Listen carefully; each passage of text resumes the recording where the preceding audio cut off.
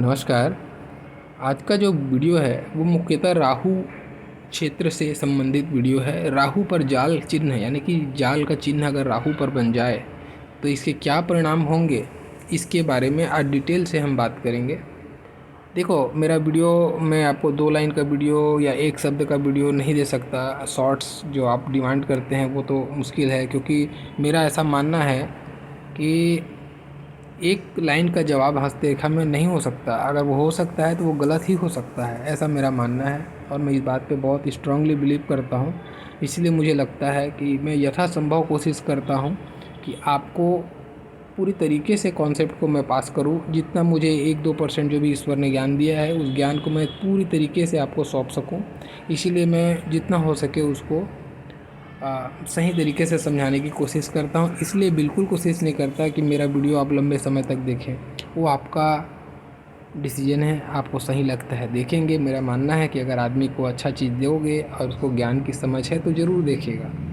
नहीं समझ है, उसको 2 मिनट का चीज़ चाहिए, केवल हाँ या ना रिजल्ट चाहिए, तो वो मेरे पास में मिलेगा, लेकिन धैर्य के बाद मिलेगा, इंस्टेंट नहीं मिल पाएगा। ठीक है, तो जो लोग डिमांड करते हैं कि आप शॉर्ट्स दीजिए, शॉर्ट्स बनाइए, तो मैं माफ़ी चाहूँगा, मैं शॉर्ट्स नहीं बना सकता। हाँ, कुछ बिंदु होते हैं कि हाँ 1 लाइन पे जवाब है, उसके अब मैं वीडियो दे सकता हूँ, लेकिन मुझे वो सही नहीं लगता है। ठीक है, चलिए हम टॉपिक पे आते हैं। तो आज जैसा आपको पता ही है कि जो आपके द्वारा भेजे गए जो कमेंट्स होते हैं उससे संबंधित अगर मेरा वीडियो बनता है तो मैं उसको ज़रूर इंक्लूड करता हूँ आपको जवाब देने के लिए। तो एक भाई ने कमेंट्स किया था कि राहु के गड्ढे के बारे में आप बताइए। ठीक है, दूसरे ने कमेंट्स किया हुआ है कि राहु पर अगर जाल का चिन्ह बन जाए तो क्या होगा। आपने बहुत सारी वो मेरा वीडियो देखते हैं, उन्होंने कहा कि आप सारे पर्वतों पर जाल चिन्ह के बारे में बताएं, किंतु राहु के क्षेत्र के बारे में आपने बिल्कुल भी कुछ नहीं कहा है। तो देखिए, मैंने नहीं कहा है, इसका मतलब ये हो सकता है कि दिमाग से मिस हो गया होगा। चलिए, अच्छा बात है, आपने रिकॉल कर दिया। अभी बिल्कुल बताते हैं, जितना हमको समझ है आपको ट्रांसफ़र करते हैं, आपके काम आएगा उम्मीद करते हैं। देखिए, अगर आपके हाथ में है या किसी और के हाथ में है तो ध्यान रखिए, कुछ बातें जो बताऊंगा उसको अमल करें। केवल सुनने से कोई फ़ायदा नहीं, अगर आपके हाथ में ऐसी चीज़ें हैं तो अमल कीजिए, प्रॉफिट नुकसान देखिए, आपको हेल्प मिलेगा, लाभ मिलेगा, है ना। चलिए हम बात करते हैं पहले पॉइंट पे। आज देखो, ये जो छोटा सा प्रश्न है राहु के गड्ढे के बारे में, उसके बारे में 4-5 लाइन बता देते हैं, जवाब देते हैं उसका। उसके बाद आज का जो मेन पॉइंट है राहु पर जाल का, उस पर डिटेल से बात करेंगे। ठीक है, तो देखिए, पहले राहु का जो पर्वत है ना उसको समझते हैं कि है क्या वो। तो राहु का जो क्षेत्र है वो क्या होता है, 3 मुख्य रेखाएं पकड़ के चलो। आप पहले समझाने के लिए ड्रॉ कर रहा हूँ। ये जो क्षेत्र होता है ना, ये आपका होता है राहु का क्षेत्र। ठीक है, अब राहु के क्षेत्र को पहले समझते हैं, हमारे ऊपर क्या इसका मेजर इम्पैक्ट है और क्यों इतना इम्पोर्टेंट है ये, इसको पहले समझो। सपोज़ करो आप यहाँ से आपकी भाग्य रेखा गई है, आपकी भाग्य रेखा कहीं से भी गई होगी, वो अलग मैटर है, आप कॉन्सेप्ट को समझने की कोशिश करना। ये जो राहु है ना, ये कितना बड़ा इम्पोर्टेंट रोल हमारे लाइफ में प्ले करता है और हमारे लिए प्ले करता है, वो देखो क्या है। आप अब देखो कि आपका यहाँ से लगभग 22-23 के एज से लेके 48 तक के एज का जो आपका पीरियड है ना लाइफ का, वो राहु के क्षेत्र से होके गुजरता है। कैसे, यहाँ 22-23 का उम्र हो गया आपका, यहाँ से आपने आगे बढ़ा और हार्ट लाइन के नीचे तक का एज लगभग 52 का एज हार्ट लाइन तक टच हो जाता है। तो उसके नीचे अगर पकड़ लो तो 48 या 52 भी पकड़ सकते हो उसको आप। ठीक है, तो इतना लंबा पीरियड, यानी कि आपका मेजर आदमी लाइफ तो यहीं जीता है। 22 से पहले तो आदमी माँ बाप के सुपरविजन में रहता है, गाइडेंस में चलता है, स्वतः बुद्धि का विकास और स्वतः अपने प्रयत्नों से अपने मुकाम को हासिल करने की जो कोशिश है वो इसी उम्र में ही होती है ना।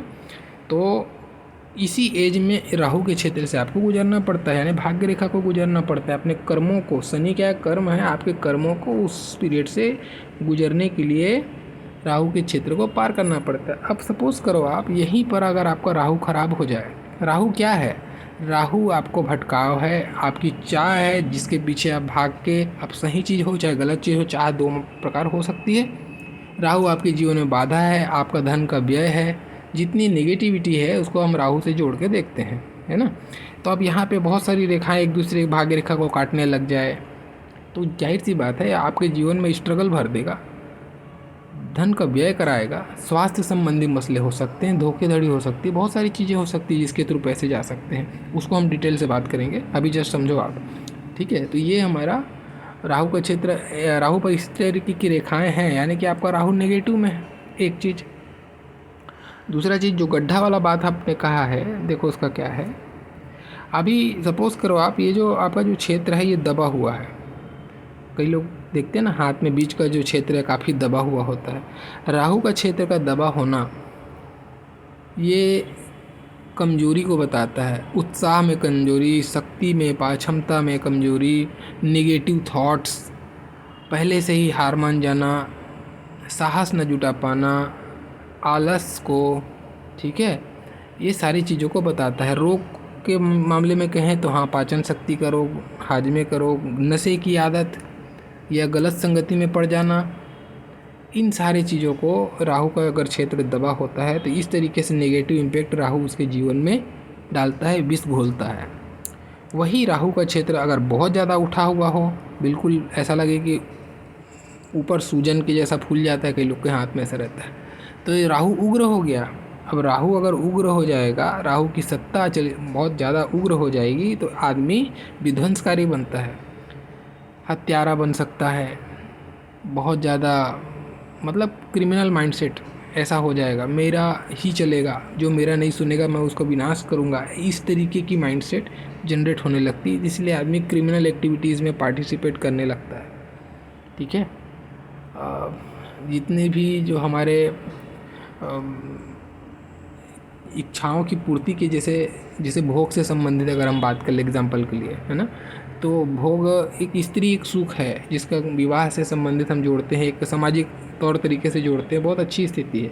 लेकिन अगर ये उग्र स्थिति में आ जाए तो ऐसा व्यक्ति किसी स्त्री के सुख के लिए, धन के लिए, किसी भी तरीके के अपने सुख को हासिल करने के लिए गलत रास्ता चुन सकता है। तो ऐसा व्यक्ति क्रिमिनल माइंडसेट की तरफ में चला जाता है। ठीक है, जुआ, सट्टा, लॉटरी, गलत आदतों पे धन उड़ाना, व्यर्थ में समय का नुकसान करना, किसी की ना सुनना, गुरुओं की आदर न करना, बड़ों की आदर न करना, अवहेलना करना, ये माँ बाप को दुख पहुँचाना, ऐसी चीज़ें जो है ना, जो अनैतिक चीज़ें हैं, अमर्यादित चीज़ें हैं, उनका अनुसरण ऐसे लोग करने लगते हैं। तो गड्ढे पे बात किए, वैसे ही उग्र पे बात किए, तो राहु का सम होना बहुत ज़रूरी है। राहु न ज़्यादा गड्ढा होना चाहिए, न ज़्यादा उठा हुआ होना चाहिए, हल्का सा सम की स्थिति में रहे तो ये बहुत अच्छी स्थिति है। और अगर सम की स्थिति में है, पर्वत आपका सम है, किंतु यहाँ पे रेखाएं बहुत सारी एक दूसरे को काट रही हैं इस टाइप से, बहुत सारा, तो ये फिर भी राहु तो सम है, लेकिन ये जो बाधक रेखाएं हैं, जो राहु की रेखाएं हैं, जो उस क्षेत्र पे जो बाधक रेखाएं हैं, ये आपके जीवन में संघर्ष भरेंगी, रोग भरेंगी, तकलीफ़ें भरेंगी, बहुत सारी चीज़ों को ये लेके आता है। नशे की आदत, इन सारी चीज़ों को आपके जीवन में शामिल करने लग जाता है। ठीक है, तो ये गड्ढे के बारे में मैंने आपको बताया। राहु का क्षेत्र दबा हुआ होना दरिद्र योग का अपने आप में निर्माण करता है, दरिद्रता को बताता है। ये एक बहुत क्लियर मैं कह दूँ, धन ना होना ही दरिद्र होना नहीं है। ठीक है, अपार धन है आपके पास में, किंतु आपको स्वास्थ्य ही नहीं है अगर आपका, तो भी आप दरिद्र हैं। इसीलिए स्वास्थ्य को भी धन कहा गया है। और ये प्रथम धन तो स्वास्थ्य ही है ना, तमाम धन आपके पास है, आपका स्वास्थ्य नहीं है। मिठाइयाँ बहुत हैं लेकिन आपको शुगर है, तो उस मिठाइयों का क्या लाभ। तो इसीलिए दरिद्र का मतलब केवल धन से मत जोड़ना। हाँ, ये ज़रूर है, निसंदेह अगर राहु आपका दबा है, आप दरिद्रता को प्राप्त होंगे, ये अच्छी स्थिति नहीं है। तो इसके लिए क्या कर सकते हैं, देवी की उपासना करें, दुर्गा की उपासना करें, बहुत लाभ होता है इससे। मैं नहीं कहता कि आप दरिद्रता से मुक्त हो जाएंगे, बिल्कुल ये कहूँगा कि आपको पॉजिटिविटी संचार होगी। जितना आलस्य, जो कमजोरी, जो बुरा रास्ता अपना रहे हैं, उस पर कहीं ना कहीं कमी या सुधार देखने को मिलेगा। ठीक है ना, चलिए हम आज की जो टॉपिक है उस पर आते हैं। आज का क्या टॉपिक था, जाल का चिन्ह है, उसमें भी राहु पर। पहला चीज़ तो जाल का जो चिन्ह है अपने आप में एक नेगेटिव चिन्ह के रूप में इसको कहा गया है हस्तरेखा में। अब जाल बना कैसे, यहाँ पे गौर से देखिए, दो प्रकार की रेखाएं हैं, एक ऊपर जाने वाली, एक हॉरिजॉन्टल आड़ी रेखाएं, है ना, खड़ी रेखा और आड़ी रेखा। ज्योतिष में या हस्तरेखा में कहा गया है, जो खड़ी है, ऊर्ध्वाधर जो चल रही हैं, ऊपर की ओर जो जाती रेखाएं हैं, उसको बहुत ही पॉजिटिव के रूप में कहा गया है। उन्नति कारक कहा गया है। और जो आड़ी रेखाएं हैं उसको नेगेटिव वे में कहा गया है कि ऐसी रेखाएं बाधक का काम करती हैं, नुकसानदेह होती हैं, तकलीफ बढ़ाती हैं, संघर्ष का समावेश करती हैं। ये सारे प्रकार के इसमें बातें कही गई हैं आड़ी रेखा के बारे में। अब यहाँ पे दोनों एक साथ आ गई तो क्या जाल का चिन्ह बन गया? बिल्कुल बन गया। लेकिन क्या दोनों में आपको रिजल्ट बहुत नेगेटिव आने वाले हैं? अब ये तय करेगा आपकी, अगर हाथ में जाल बना है, आप देखो आपकी खड़ी रेखाएं ज़्यादा मजबूत हैं। कहने का मतलब खड़ी रेखाएं मजबूत हैं, आड़ी रेखाएं बहुत पतली पतली काट रही है, बहुत पतली। खड़ी रेखा के तुलना में आड़ी रेखा कम है, पतली है बहुत ज़्यादा।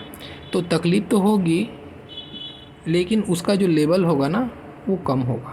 ठीक है, कम होगा इन द सेंस, हाँ ये बुरा तो प्रभाव देगा लेकिन बहुत ज़्यादा बुरा नहीं करेगा। हो सकता है 20-25% आपको बुराई दे, लेकिन काफ़ी हद तक ठीक है।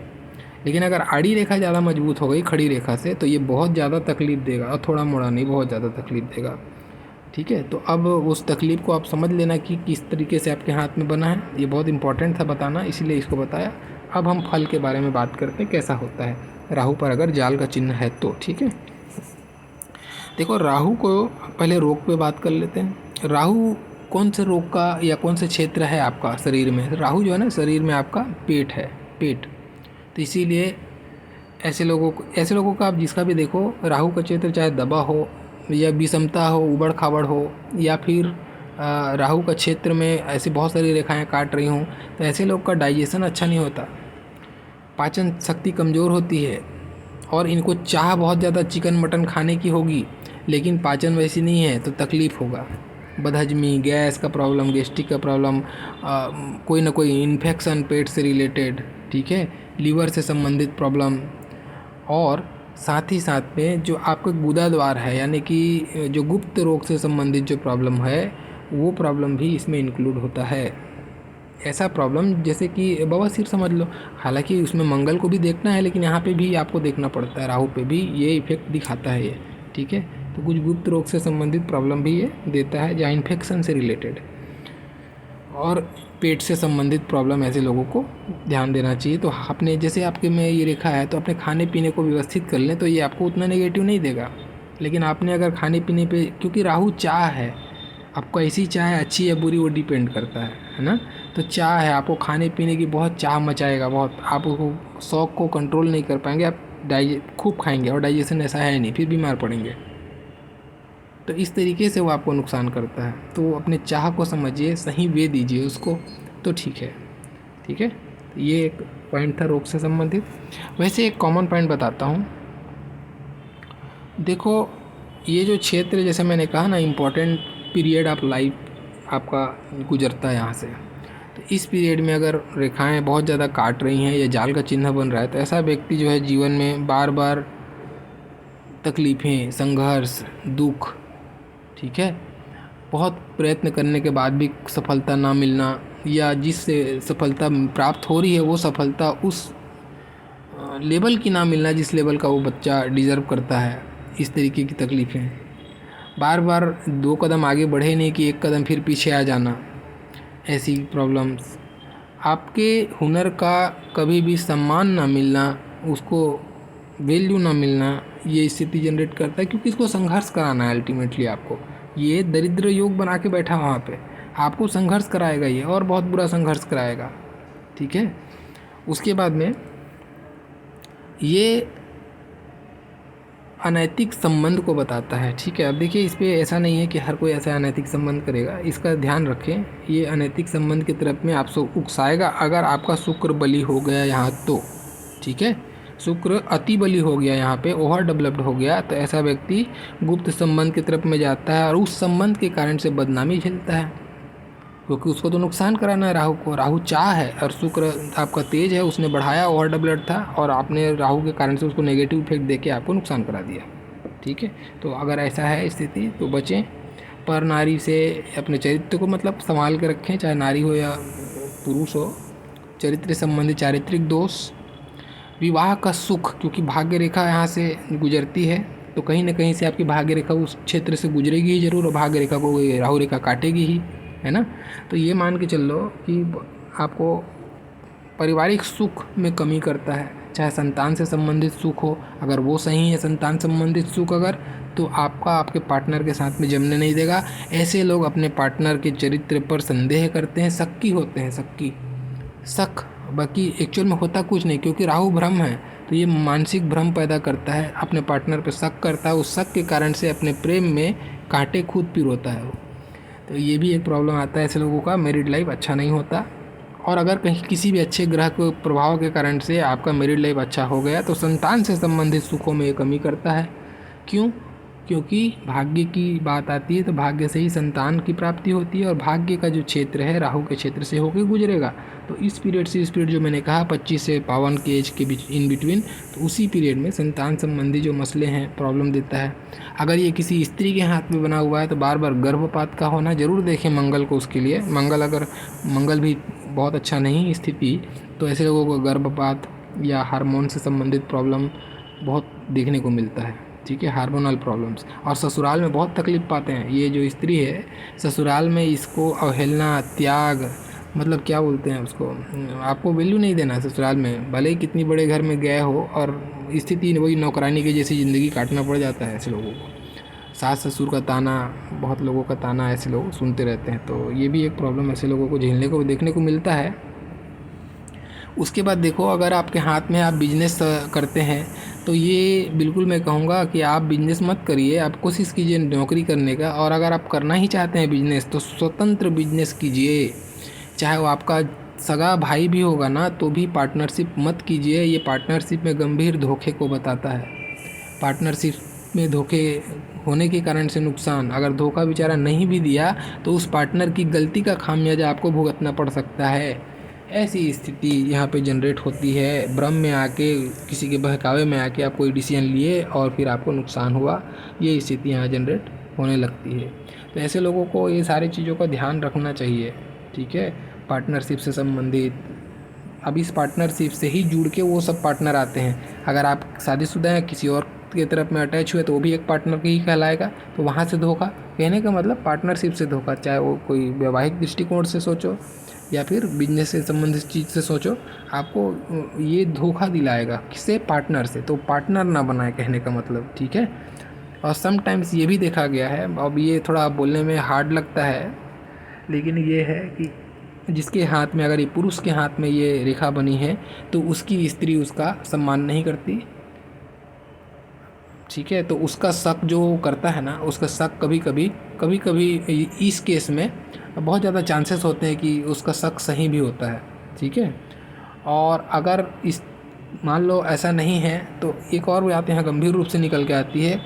ऐसा व्यक्ति को अपने, अगर इसकी पहली संतान लड़की होती है तो अपने लड़की के ससुराल से सोच विचार कर शादी करना चाहिए लड़की का, क्योंकि लड़की को भी दुख मिलता है।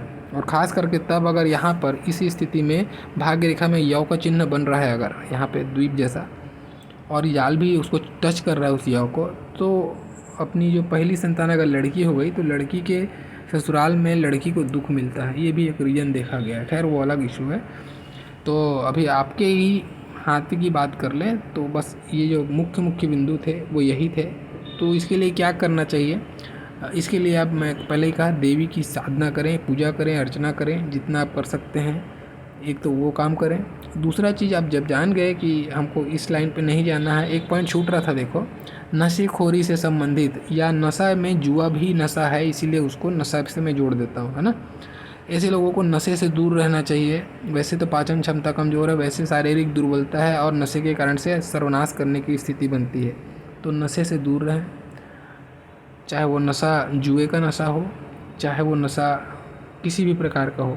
एक ख़ास बात यहाँ पे निकल के ये आती है, जिसका भी जाल होता है ना, ऐसे लोग झटके से धन पाना चाहते हैं। क्यों? आलसी हैं।